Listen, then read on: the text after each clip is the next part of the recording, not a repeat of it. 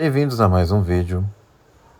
Também gostaria de fazer essa sessão, tá? Agora, no domingo de Ramos, que antecede a Semana Santa. Eu gostaria de fazer aqui, publicar esse vídeo, tá? Por quê? Porque muitos tradicionalistas e sedevacantistas atacam a Semana Santa reformada sob o reinado de Pio XII, com diversos argumentos, alguns inclusive as chama de maldita, outros a chamam, dizem que é ilícita, tá? Ou que seja má em si mesma, entre outras coisas.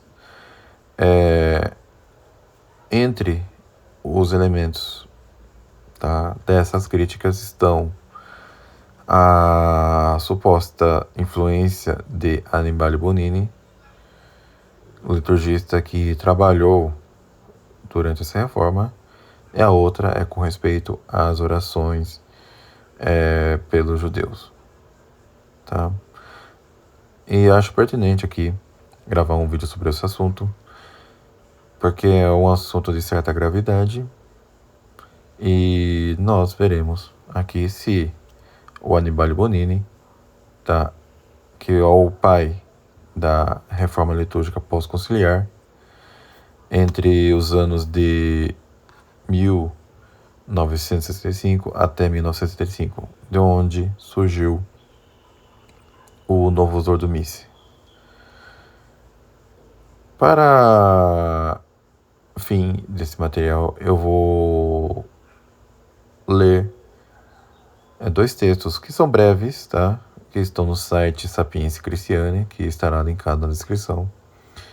É do padre Joseph Marie Mercier, tá?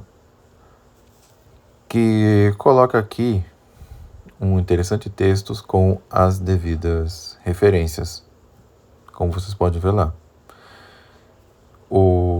Eu agradeço também ao meu amigo que traduziu, tá, ambos os textos, que no original estavam em francês.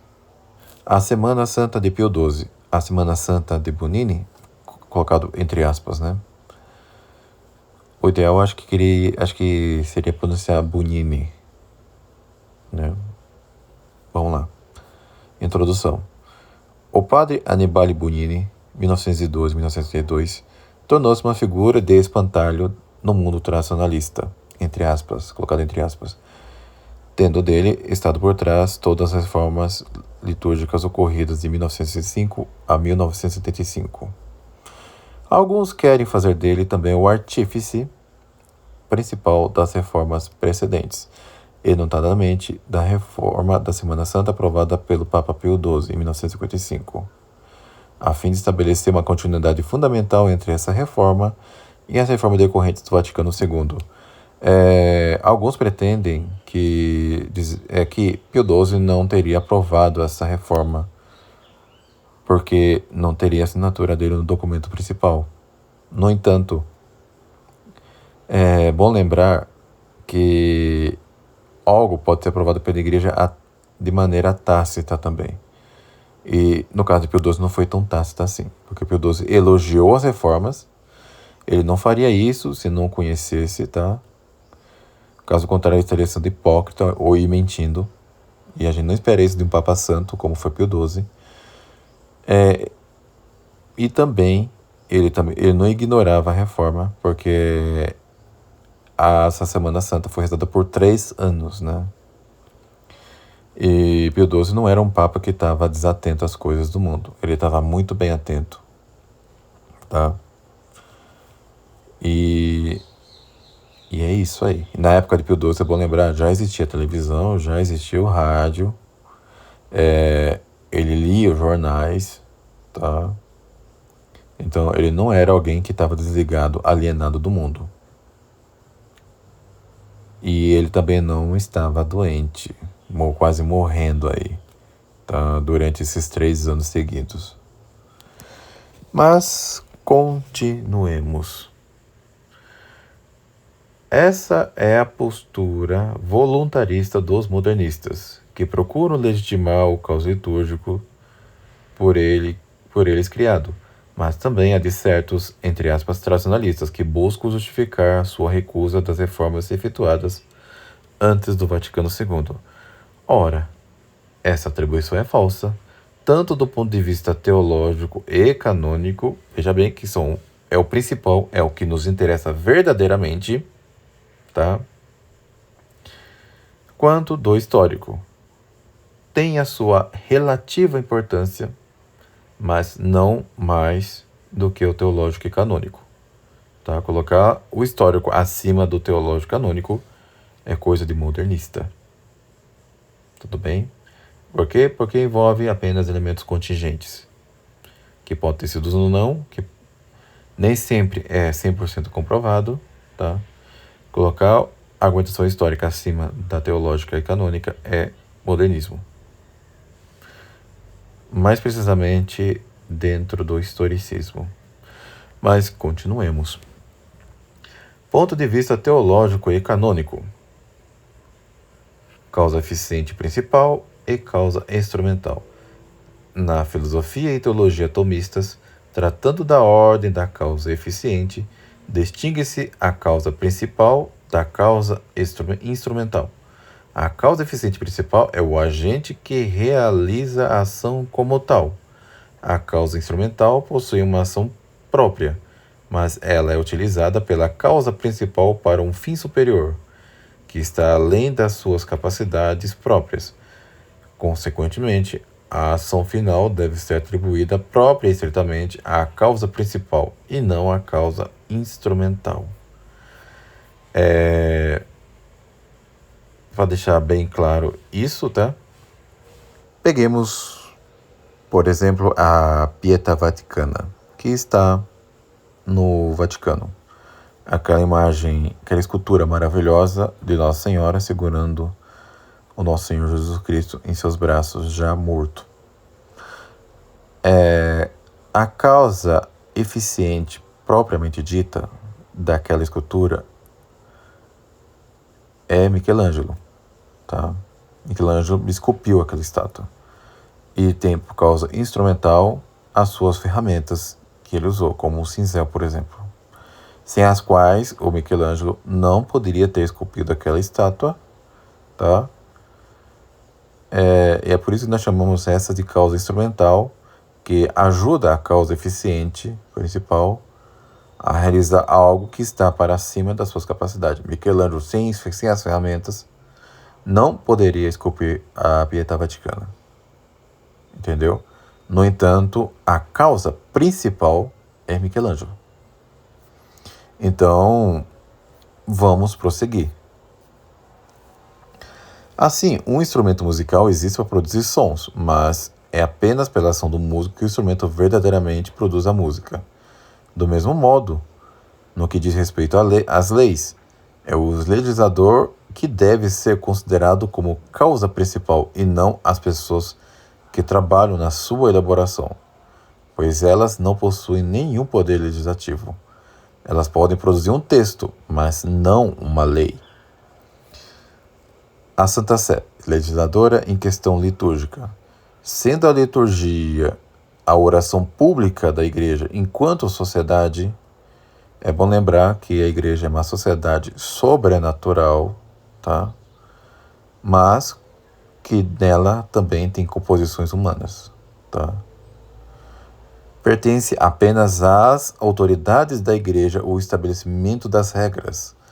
Como é dito claramente no Código de Direito Canônico, pertence apenas à Santa Sé a função de regulamentar a liturgia e aprovar livros litúrgicos. Por Santa Sé deve-se compreender o Papa e as sagradas congregações que o auxiliam no governo da Igreja. Sob o nome, abre aspas, sob o nome da Sé Apostólica ou Santa Sé, são designadas no Código não somente o Pontífice Romano, mas também, a menos que a natureza das coisas ou o contexto indique contrário, as congregações, tribunais e ofícios, através do quais o Pontífice Romano costuma tratar as questões da Igreja Universal. Em domínio litúrgico, o poder de legislar pertence à Sagrada Congregação dos Ritos. Abre aspas. A Sagrada Congregação dos Ritos possui o direito de examinar e decidir tudo o que tem relação direta com os ritos sagrados e as cerimônias da Igreja Latina. O poder de aprovar as reformas litúrgicas, portanto, pertence de pleno direito à Santa Sé, que deve ser considerada a sua causa principal. As comissões especialistas, instrumentos a serviço da Santa Sé. Cada congregação pode fazer recurso a especialistas reunidos em comissões, como se constata após o Concílio de Trento. No domínio litúrgico, essas comissões têm por propósito fazer relatórios sobre assuntos específicos ou preparar reformas que são apresentadas à Santa Sé, com vistas à eventual promulgação. A Santa Sé as utiliza para a elaboração de leis, mas elas não têm poder legislativo algum. Elas são, portanto, causas instrumentais. Consequentemente, em sentido estrito, deve-se atribuir as reformas de 1955 à Santa Sé e, in fine, a Pio XII, Papa reinante no momento de sua promulgação, e não à comissão encarregada de as preparar. Com efeito, não passa pela cabeça de ninguém, por exemplo, chamar de Breviário de Piacenza ou Breviário de São Pio X. Falar de Semana Santa de Bonini é, portanto, uma falsidade em senso próprio, sob o ponto de vista teológico e canônico. Também o é, historicamente, do mesmo ponto de vista da causa instrumental, pois Bonini não tinha influência alguma na comissão para a reforma litúrgica criada pelo Papa Pio XII. Ponto de vista histórico. O papel de Bonini na comissão de Pio XII é bastante modesto. Em 10 de maio de 1946, o Papa Pio XII ordenou que o cardeal Carlo Salotti, 1870-1947, prefeito da Sagrada Congregação dos Ritos, preparasse um projeto concreto de reforma geral da liturgia. O relator e o vice-relator da seção histórica dessa Sagrada Congregação, os padres Ferdinando Antonelli e Joseph Lau, também foram encarregados da redação de uma memória sobre a reforma litúrgica. Em 28 de maio de 1948, Pio XII pediu ao novo prefeito da Sagrada Congregação Romana, o cardeal Clemente Micara, constituísse uma comissão pontifical para a reforma litúrgica. Essa comissão, presidida pessoalmente pelo cardeal prefeito, era composta por Monsenhor Alfonso Carinti, secretário da Sagrada Congregação, pelo Padre Antonelli, pelo Padre Lau e pelo Dom Alberada, prefeito da Biblioteca Vaticana, e pelo Padre Augustin Bea, do Instituto Bíblico Pontifical, e pelo Padre Bonini, diretor da Efemérides Liturgicae. Fora ordenado que os membros dessa comissão mantivessem sigilo sobre seus trabalhos, como previa o Código de Direito Canônico. Abre aspas, todos aqueles que fazem parte das congregações, tribunais ou ofícios da Cúria Romana são obrigados a observar o sigilo nos limites segundo a maneira determinada pela disciplina particular de cada um deles.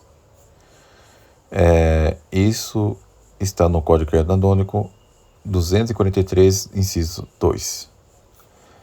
Então não há nenhuma surpresa com respeito ao sigilo, né? Bonini, ausente na primeira reunião, foi nomeado secretário da comissão durante a segunda. O padre Anthony Cecada creio ter sido capaz de demonstrar, sem qualquer referência de apoio, o domínio de Bonini nessa comissão, unicamente em razão desse título de secretário.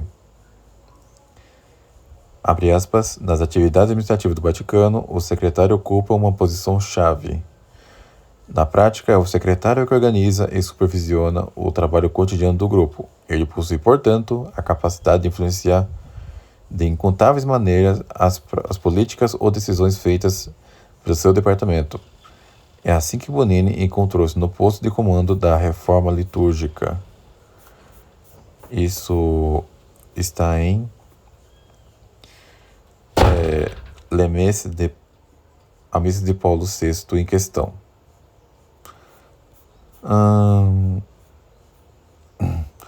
Ora, não se deve considerar o nome, mas sim a realidade histórica.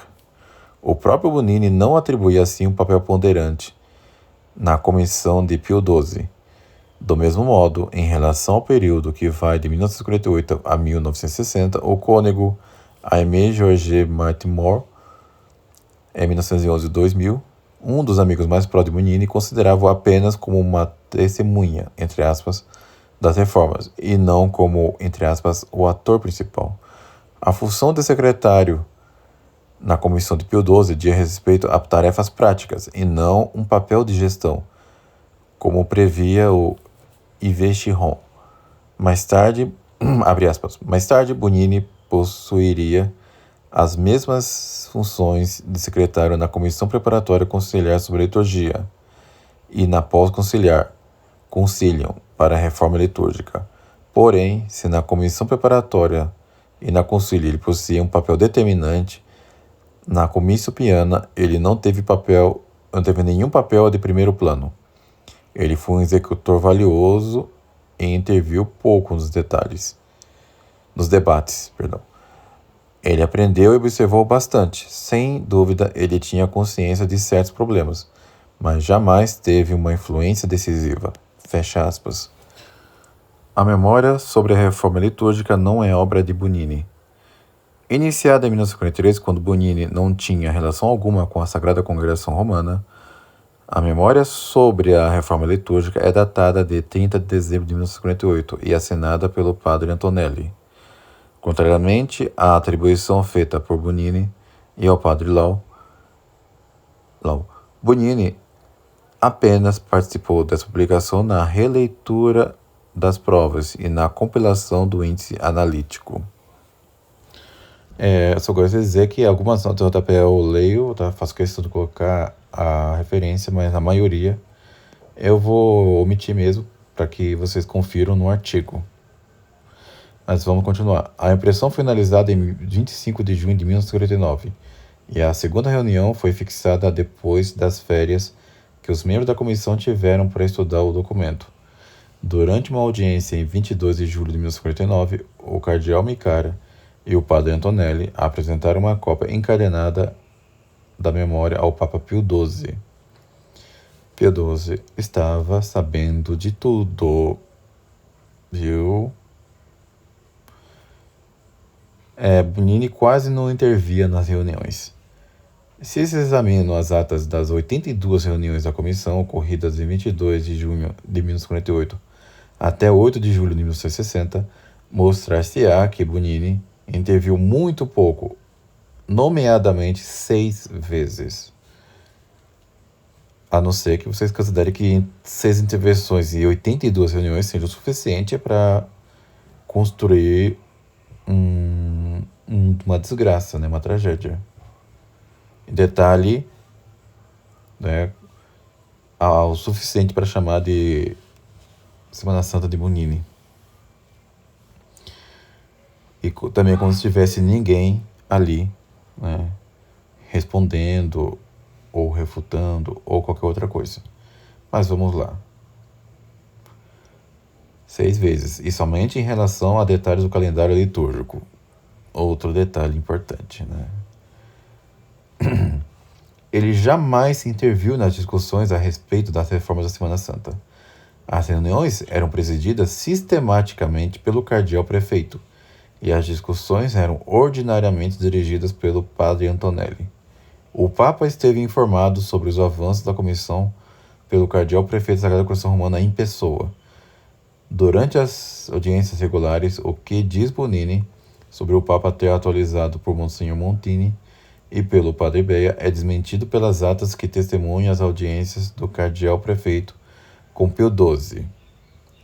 Por sua vez, Monsenhor Montini, excluído da Cúria Romana em 1954, não tinha nada que ver com a comissão. Um outro detalhe muito importante. Quanto ao padre Beia, deve-se lembrar que o papel de confessor do Papa diz respeito a foro interno e não às questões da Igreja. Outra questão importante.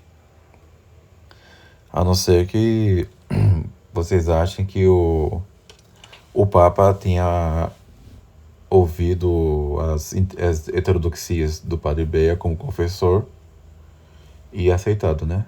Eu creio que não. Tá? É uma outra coisa importante. Até que vamos ser bem racionais, tá? E usando argumentos racionais e não ser seletivo nas coisas, né? Alguém pode objetar, mas você está falando do que esse pessoal todo diz aí, né? Sem provar que essas coisas sejam verdade ou não. Pois bem, eu vejo pessoas que usam fontes da maçonaria para acusar o Ramposa de ser maçom. Tá? Não sejamos seletivos, tudo bem? E também vamos refletir aqui, vamos pensar no que é o mais óbvio e próximo do que realmente aconteceu. O que é mais provável que tenha acontecido até aqui. Tá? Vocês acham que, por exemplo, o padre Beia tenha, durante as confissões, tentar persuadir Pio XII para que ele aprovasse um rito que seja mau? Ou que pelo menos fizesse vista grossas a um rito que é mau? Pelo amor de Deus, né, gente? Vamos ser racionais aqui. Bonini não preparou os textos da Semana Santa de 1955. Esse capítulo é muito interessante. Ao fim de 1950, a Sagrada Coração Romana foi requisitada para uma reforma da Vigília Pascal, notadamente quanto à hora de sua celebração, seguindo múltiplos pedidos, em particular dos episcopados francês e do alemão. Neste momento, a seção histórica da Sagrada Congregação trabalhava há 5 anos reunindo a documentação necessária para as reformas litúrgicas serem cumpridas. A memória sobre a reforma evocada a questão do tríduo sagrado, particularmente do Sábado Santo, e os parágrafos em questão haviam sido brevemente revisados pela comissão durante a sexta reunião em 27 de janeiro de 1950. Assim, na nona e na 10ª reunião, nos dias 23 e 30 de janeiro de 1951, a comissão estudou o projeto proposto pelo padre Antonelli para a reforma da Vigília Pascal. Em 9 de fevereiro, o cardeal Micara apresentou o esquema ao Papa Pio XII, que o aprovou. O decreto da Sagrada Coração permitindo o uso dessa reforma data do mesmo dia. Seguidas as reações positivas e as considerações do episcopado, o ordo da Vigília Pascal restaurada foi novamente estudado pela comissão, nas reuniões seguintes, 11ª a 14ª. Depois de algumas modificações, a permissão para utilizar o rito foi, por sucessivos decretos, prorrogado nos anos seguintes. Tudo isso está aqui documentado, tá? Inclusive, muitas coisas estão na Atos da Sé Apostólica. Em 18 de outubro de 1952, a comissão deu início ao estudo sobre a reforma dos ritos da Quinta-feira Santa e Sexta-feira Santa. A ata da 24ª reunião demonstra que Bonini não elaborou o projeto da reforma. Abre aspas. O reverendíssimo padre Antonelli, relator geral, expôs o tema da reunião, isto é, o estudo da transferência dos ritos da Quinta-feira Santa para a Sexta-feira Santa, para a noite desses 2 dias. Um projeto correspondente a essa matéria, elaborado por reverendíssimo padre Lau, em colaboração com o reverendíssimo padre Antonelli, foi distribuído no decorrer dos dias precedentes aos membros da comissão. Esse documento compreende 2 partes. Uma, as ordinações, que introduzem o rito, e elas serão examinadas no decorrer dessa reunião. A outra, o ordo, com os textos, rubricas, que será apresentado à comissão na forma de proposições. O reverendíssimo relator geral recorda que, em julho passado, o Santo Padre, o Papa, já havia autorizado que a comissão estudasse o problema da reforma da Quinta-feira Santa e da Sexta-feira Santa, que havia sido requisitada por diferentes bispos. Lembrando que tudo isso está publicamente documentado. Ou será que os opositores vão dizer que o Papa estava alienado até agora, até aqui? Creio que não, né? Continuando. As reuniões seguintes, a 25ª, a 28ª, tratam do mesmo assunto. O exame de um projeto de reforma do Domingo de Ramos somente é abordado na 40ª reunião, em 11 de maio de 1954. E também ali demonstra-se sem ambiguidades que Bonini não foi o autor. Abre aspas, passamos em seguida ao exame do projeto de reforma dos ritos do Domingo de Ramos. O reverendíssimo Padre Léo, em colaboração com o reverendíssimo Padre Antonelli, preparou e contribuiu aos membros da comissão uma promemoria com a exposição históricas e as linhas gerais do rito reformado. A ata da 45ª reunião, de 19 de outubro de 1954, testemunha uma vez mais o envolvimento pessoal do Papa Pio XII. Abre aspas, Sua Eminência, o Cardeal Gaetano Cicognani, prefeito da Sagrada Coração desde 17 de dezembro de 1953, declarou que, durante a audiência de 18 de agosto, ele expôs ao Santo Padre a questão da reforma da Semana Santa, sublinhando os dois pontos mais importantes e controversos, a saber, no que diz respeito à Quinta-feira Santa, a questão dos sepulcros, a comunhão dos fiéis para a Sexta-feira Santa, e depois de ter lido a documentação preparatória realizada pelo reverendíssimo relator geral e pelo Padre Lau, o Santo Padre fez saber que as dificuldades relativas aos pontos mencionados não parecem ser insuperáveis. Contudo, ele acrescentou que desejaria a questão de que sua integridade fosse também submetida ao exame dos cardeais da Sagrada Coração Romana. Pois bem, até aqui parece que está claro que o nome de Bonini nem sequer é mencionado, né? Mas vamos continuar. O projeto final foi discutido desde a 51ª até a 55ª reunião, de junho a outubro de 1955. Os cardeais da Sagrada Coração Romana, reunidos em Congregação Geral, de 29 de julho de 1955, examinaram o texto preparado pelos padres Antonelli e Lau e aprovaram a reforma. Alguns ajustes foram realizados antes da promulgação em 16 de novembro de 1955. Ou seja, já para ser, digamos assim, rezada em 1956. Apesar do nome, ela não foi rezada pela primeira vez em 1955, tá? Mas em 1956, no entanto, a aprovação se deu dentro do ano de 1955. Enfim, o Decreto Maxima Redemptionis. Os documentos citados provam, do ponto de vista histórico, que Bonini não esteve na origem da comissão para a reforma litúrgica de Pio XII, que ele não foi o redator da memória sobre a reforma litúrgica. A base do trabalho dessa comissão, que o seu papel de secretário era apenas um papel de executor e não de diretor, que ele não redigiu os projetos da reforma da Semana Santa aprovada em 1955 e que ele não teve nenhuma participação em sua concepção. Além disso, demonstram os documentos históricos que a reforma da Semana Santa foi feita sob o atento controle do Papa Pio XII. Pio XII acompanhou tudo, tá? Ele não estava alienado. Ele não ignorava o que estava acontecendo. E com certeza ele leu o documento Maxima Redemptionis e não o condenou, não reprovou, não exigiu correções substanciais, tá? Então, creio que se o se não há ali a assinatura real de Pio XII, há ali a sua aprovação tácita, porque se houvesse alguma reprovação, ele condenaria com certeza, tá? Porque ele é o Papa e a autoridade máxima da Igreja, o vigário de Cristo, o doce Cristo sobre a terra. Mas vamos continuar.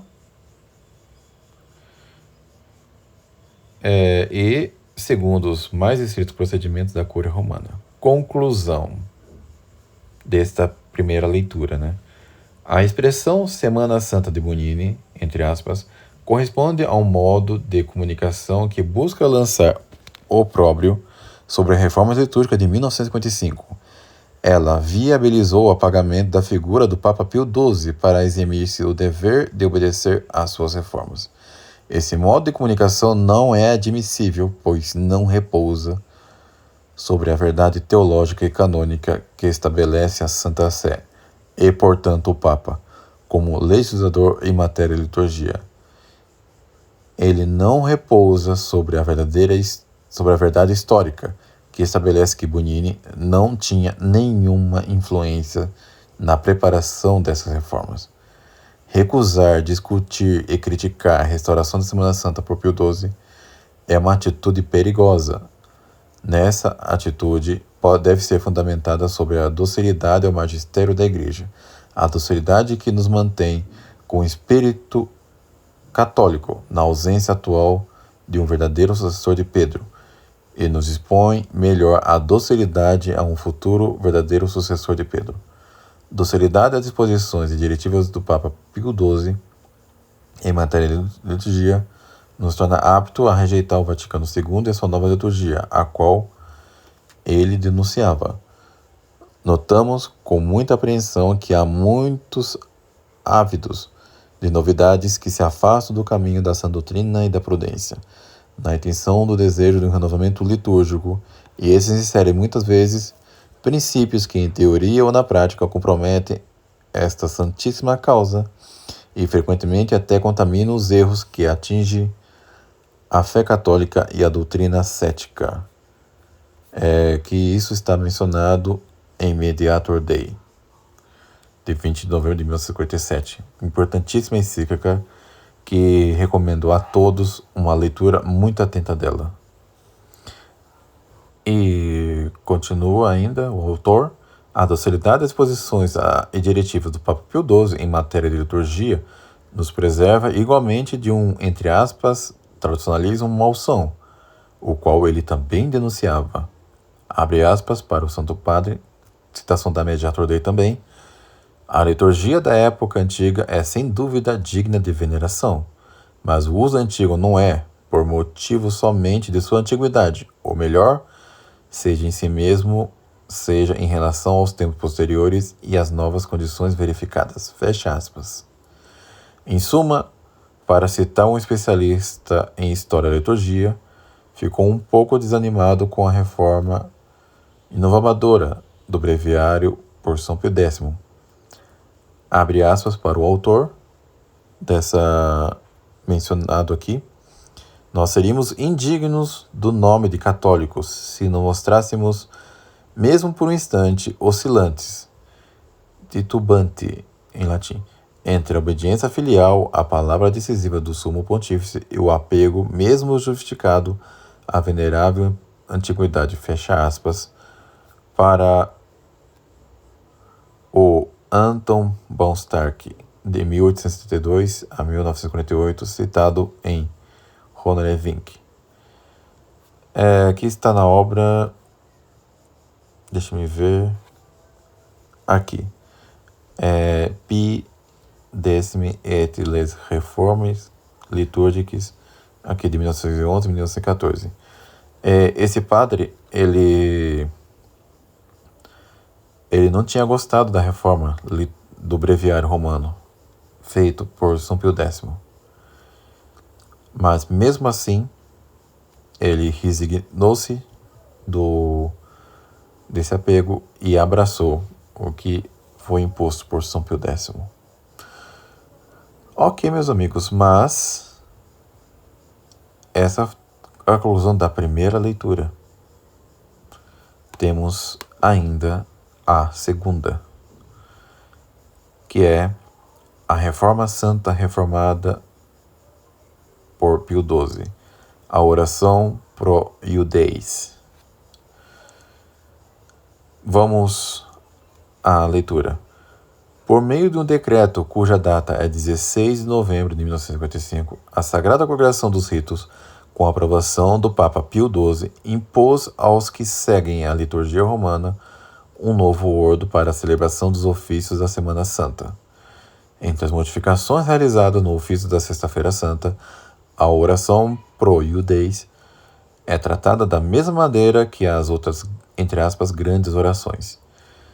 Depois de uma monição ou chamada oração, o celebrante diz oremos, seguidas de um flectamus genua, de uma pequena oração de joelhos e do levate, antes de ser cantada a oração propriamente dita. O texto em si mesmo da monição e da oração não sofreu mudança alguma e conserva ainda as expressões perfides iudeis e iudaica perfídia, expressões que serão retiradas do missal de 1962. Essa mera adição da genuflexão é comumente posta pelos detratores do ordo de 1955 entre os motivos pelos quais ele não seria, entre aspas, tradicional, afirmando que não se deve ajoelhar tratando da questão dos judeus, pois eles teriam se ajoelhado diante de nosso Senhor Jesus Cristo para zombar dele durante a paixão. No século XIII, o célebre liturgista Guilherme Durando, bispo de Mende, já justificava dessa maneira o tratamento diferente na oração pro Iudeis. Abre aspas para o bispo. A igreja, rezando por essas diversas frações e indivíduos, dobra os seus joelhos em suas orações para demonstrar devoção e humildade de espírito pela posição do corpo ou pelo exterior do corpo, insinuando também que, ao nome de Jesus, todo o joelho deve se dobrar, porque todas as nações se prostram de joelhos no chão diante dele, excetuando, entretanto, quando ela reza pelos judeus que, zombando do Senhor, dobravam o joelho e diziam: adivinha, Cristo, quem te bateu? É por isso, por terror às suas zombarias, que a igreja reza por eles sem dobrar os joelhos, para evitar o falso e zombeteiro respeito deles. Fecha aspas.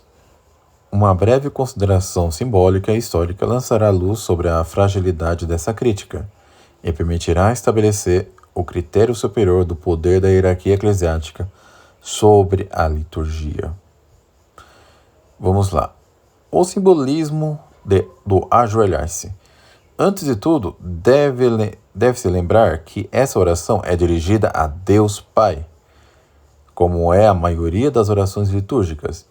Em si, a intenção é ajoelhar-se diante de Deus Pai, e não diante do Filho. Há um só Deus, mas as três pessoas divinas são realmente distintas, apesar, claro, de as três terem a mesma essência. Consequentemente, comparar esse ajoelhar-se da liturgia ao dos judeus diante de Cristo constitui de imediato uma simbólica fraca. Ademais, os judeus não zombaram de Cristo dobrando o joelho diante dele. Depois de um simulacro de julgamento, o tribunal dos sumos sacerdotes, Anás e Caifás, humilha Nosso Senhor e zomba dele, como relatam os três evangelhos sinópticos. Abre aspas para São Mateus. Cuspiram-lhe então na face, bateram-lhe com os punhos e deram-lhe tapas, dizendo: adivinha, ó Cristo, quem te bateu. Fecha aspas. Mateus 26, 67 e 68. Abre aspas para São Marcos. Alguns começaram a cuspir neles, a tapar-lhe o rosto, a dar-lhe socos e dizer-lhe: adivinha. Os servos igualmente davam-lhe bofetadas. Fecha aspas. Marcos 14, 65. Abre aspas para São Lucas.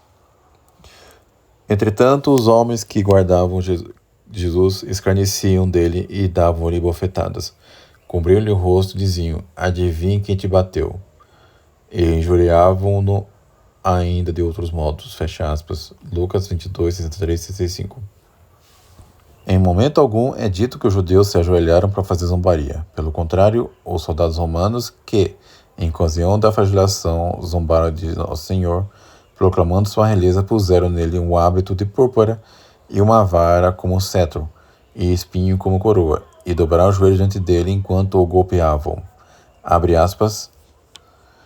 Os soldados do governador conduziram Jesus para o petróleo e rodearam-no com todo o pelotão, arrancaram-lhe as vestes e colocaram-lhe um manto escarlate. Depois trançaram uma coroa de espinho, meteram-lhe na cabeça e puseram-lhe na mão uma vara. Dobrando os joelhos diante dele, diziam com escárnio: Salve, rei dos judeus. Cuspiram no rosto e tomaram da vara e davam-lhe golpes na cabeça. Fecha aspas. Mateus 27, 27 e 30. Também está em Marcos 15, 16 a 19. A referência evangélica invocada por Guilherme Durando é, portanto, incorretamente utilizada para justificar a não genuflexão, pois os judeus não se ajoelharam diante de Nosso Senhor. Tal gesto seria, ademais, uma completa incongruência da parte daqueles que, acusando-o de blasfêmia, rasgaram suas vestes quando Jesus proclamou sua divindade. Ademais, a simbólica é falsa. E ao invés de, na oração para os judeus, ou pro-iudês, deveria nos convidar a não nos ajoelharmos na oração pro paganes. Pelo contrário, essa lógica nos deveria convidar a dobrar os joelhos, a fim de testemunhar a divindade de Nosso Senhor Jesus Cristo, que os judeus não querem reconhecer. Esse parágrafo o autor, inclusive, encerrou com um ponto de exclamação. De fato, a não genuflexão seria muito mais lógico na oração pro-paganes do que pro-iudês, né? Vamos continuar a tradição, entre aspas, né, litúrgica. Embora o costume da não genuflexão tenha sido estabelecido na época medieval e retomado no Missal Romano, publicado por ordem de São Pio V em 1570, vimos que a justificação dessa prática é mal desenvolvida e corresponde a uma simbólica não fundamentada nos fatos evangélicos. O motivo dessa anomalia se explica pelo fato que, segundo a prática mais antiga, a oração pro-iudês não era tratada diferentemente das outras orações e incluía a genuflexão, como nota o Dom Edmond Montaigne. Por exemplo, o Sacramentário Gelasiano, conservado no Vaticano e datado no século VIII, depois da primeira admonição pela Igreja, fólio 64R, inclui a indicação, abre aspas, o diácono anuncia, dobremos os joelhos. Depois ele diz, levantai-vos. Esta rubrica se repete para as outras orações, mesmo quando vem a oração pelos judeus, fólio 65V. Abre aspas, o diácono faz o mesmo anúncio que mais acima, fecha aspas. Do mesmo modo, o Ordo Romanus 23, conservado no manuscrito 125 de Einsiedlen, diz o seguinte, abre aspas, o Senhor Apostólico, o Papa, diz a oração, munição, oremos pela Santa Igreja de Deus. E o arquidiácono diz, dobremos os joelhos. E depois disso, ele diz, levantai-vos. E são ditas outras orações em ordem. Portanto, nenhuma menção a algum tratamento especial para a oração pro-iudês. Por sua vez, o Sacramentário de Rathold, datado do século X, cita o Flectamus Genua apenas na primeira oração, fólio 121V, e não faz menção alguma na oração pelos judeus, fólio 122V, mas na margem há a frase seguinte, abre aspas, aqui o nosso clero não deve de maneira alguma inclinar o corpo devido à hostilidade e a raiva do povo. Fecha aspas. Parece, portanto, que o primeiro motivo dessa mudança foi a pressão do povo que devia pouco apreciar os judeus. Depois, o uso foi justificado com uma razão simbólica. A mudança da prática propagou-se pouco a pouco, de igreja em igreja, a partir do século IX. Esses elementos históricos nos mostram que a tradição universal até o século VIII era dobrar os joelhos na oração para os judeus, como nas outras grandes orações. No decorrer do século IX, sob a pressão popular, a prática tradicional foi substituída por um novo costume, o de não se ajoelhar em ocasião dessa oração. Essa nova prática foi justificada simbolicamente desde muito cedo. Enfim, o Missal Romano, editado em 1570 por São Pio X, confirmou essa rúbrica até a reforma de 1955. Assim, o antigo costume de ajoelhar-se foi abandonado porque os detentores do poder sobre a liturgia haviam permitido a instalação de um costume contrário. A mudança foi legítima, pois a autoridade eclesiástica legítima a validou. Consequentemente, a mesma autoridade poderia muito bem estabelecer a prática antiga e impô-la como lei litúrgica. Conclusão. Diante das insuficiências do simbolismo e da, entre aspas, tradição litúrgica, deve-se recorrer à autoridade da Igreja. Em 1570, o Missal Romano ratificou a não genuflexão na oração pelos judeus na Sexta-feira Santa e, ao mesmo tempo, impôs a sequência Victime Paschali Laudes para o dia de Páscoa e para a sua oitava, mas com uma importante modificação. Com efeito, a penúltima estrofe, tradicionalmente presente, foi suprimida. Credendum est magis soli mari verat quam iudeorum turbi fallat. É melhor crer no testemunho apenas de Maria, verdadeiro, do que no da multidão de judeus mentirosos. Essa supressão de uma estrofe que fazia parte da composição original não tem, portanto, nada de, entre aspas, tradicional. É uma evocação introduzida pelo Papa São Pio V, que julgava que essa estrofe pudesse encorajar um certo ressentimento contra os judeus. Dos elementos precedentes, devemos concluir que os argumentos simbólicos ou da tradição são, entre aspas, são suficientes em si mesmos para justificar ou invalidar uma prática litúrgica. A liturgia evoluiu muito no decorrer dos séculos, embora mantendo sua substância. Explica o Papa Pio XII.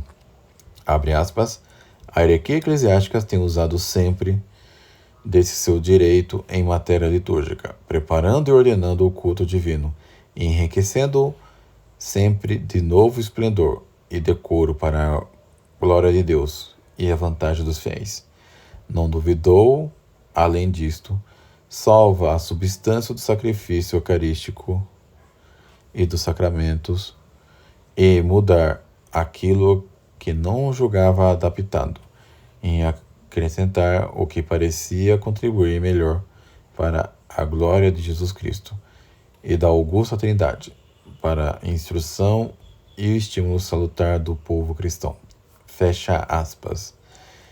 Isso está na encíclica Mediator Dei. Então, meus amigos, até aqui ficou muito claro, né? A genuflexão, tá? A chamada na oração pró-iudez, não tem nada demais. Até porque a genuflexão é para Deus Pai e não para eles. Então dizer que isso é uma genuflexão pelos judeus é uma deformação, tá? Para não dizer uma falsificação da intenção da oração. Mas vamos continuar. A mudança aprovada por Pio XII com o retorno da genuflexão na oração pró-iudez da Sexta-feira Santa, segundo a prática antiga, não possui menos fundamento que a supressão por São Pio V com a estrofe Credendo est, ou que a reformulação completa do breviário romano feito por São Pio X. Esse fundamento é a solidez da sé de São Pedro, divinamente assistida, e a qual devemos obedecer particularmente em matéria de liturgia. Abre aspas, já que a Sagrada Liturgia é exercida sobretudo pelos sacerdotes em nome da Igreja, a sua organização, o seu regulamento e a sua forma não pode depender senão da autoridade da Igreja. Isso também está na Mediator Dei. Quanto à famosa oração da Sexta-feira Santa pela conversão dos judeus, ela é tão importante quanto as outras grandes orações e merece a mesma solenidade e o mesmo fervor, ou mais fervor ainda, conforme as palavras de Santo Agostinho. Abre aspas. Como é que Estevão rezou pelos judeus, por aqueles que o estavam predejando, por aquelas almas sanguinárias, por aqueles corações cruéis? Ajoelhando-se. Uma humildade tão grande da parte de Estevão mostra-nos a grandeza do crime cometido por essas pessoas. Quando rezava por si próprio, permanecia de pé. Quando rezava por eles, ajoelhava-se. Será que os amava mais do que a si próprio? Não acreditemos nisso. Ele amava os seus inimigos, mas falando do próximo. Nosso Senhor nos diz, amarás do próximo como a ti mesmo. Então por que ele se ajoelhou? Porque sabia que estava rezando por malfeitores e que, quanto mais culpados fossem, menos facilmente seria atendido. Isso está no Sermão 319, capítulo 4. Então, é isso, meus amigos. Sejamos dóceis, tá? Ao que a igreja promulgou. E quanto àqueles que rezam ou frequentam a Semana Santa promulgada por São Pio X, que também é muito venerável, tá? Pelo menos parem de macaquices e reconheça que a Semana Santa Reformada também ela é perfeita por cumprir o seu fim. E como sabemos disso? Porque ela tem a aprovação do Romano Pontífice, Sua Santidade, o Papa Pio XII, que nunca falou mal dela, nunca reclamou, nem muito menos condenou. Apenas aceitem. Por hoje é só. Fique com Deus e até um próximo vídeo.